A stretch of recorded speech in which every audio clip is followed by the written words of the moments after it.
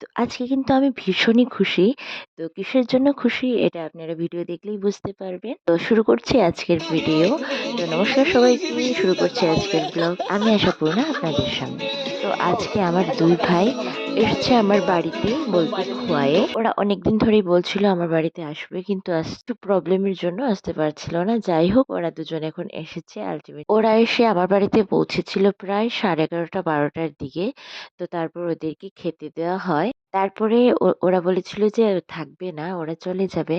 আপনারা তো জানেনই আমার বাড়ি হলো কমলপুর, বলতে আমার বাপের বাড়ি কমলপুরে। তো ওরা দুজন কমলপুর থেকে এসছিল। কিন্তু আমরা অনেক বলেছি যে থাকার জন্য, তারপর ওরা থেকে গেছে।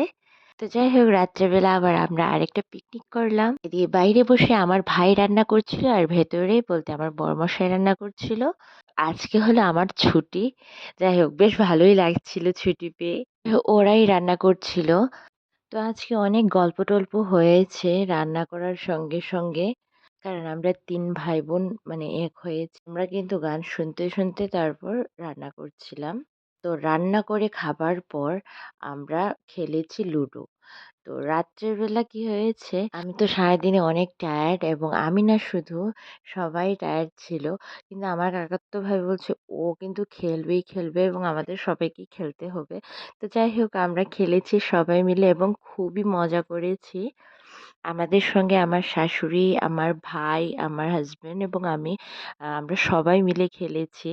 আমার আরেক ভাই ও বলেছে ও খেলবে না, ও দেখবে এবং আমাদেরকে ইনস্ট্রাকশন দেবে। তো এইরকম করেই খুনসুটি করতে এবং হাসি ঠাট্টা করতে আমরা খেললাম এবং খেলা শেষ হতে প্রায় ১২টা বাজে। তো তারপর আমরা প্রায় ১২টার দিকে সবাই আমাদের রুমে চলে গেলাম এবং ঘুমিয়ে পড়লাম।